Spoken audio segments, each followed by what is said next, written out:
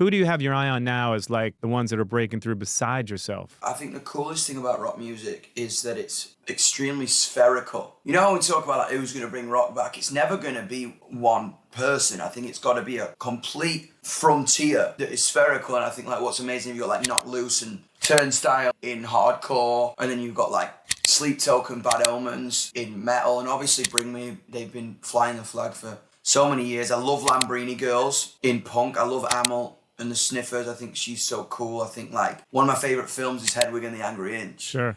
Like I can see that Amy's like loves that film, you know what I mean? I think like that whole like aesthetic that I'm obsessed with is happening with that. And then like in indie you got like Fontaines DC. I think they're amazing, and I like Wonder Horse, which is kind of like from our side of the pond. And then I think for me like what I've been really loving about this album is almost really kind of leaning into my theatrical side of rock and roll. You know, I think I grew up on rock stars that were theatrical, like Angus Young or Freddie Mercury or David Bowie or Axl Rose. You know, I think like Madonna. I think Madonna's a rock star. You know what I mean? People would come after me for that, but she's fucking one of the most rock and rollers like ever done it. You know what I mean? I think with it all, I've been loving this sense of theatre in a very reserved rock world, you know, and I think that makes people love me or hate me, and I think that's a good road to run down.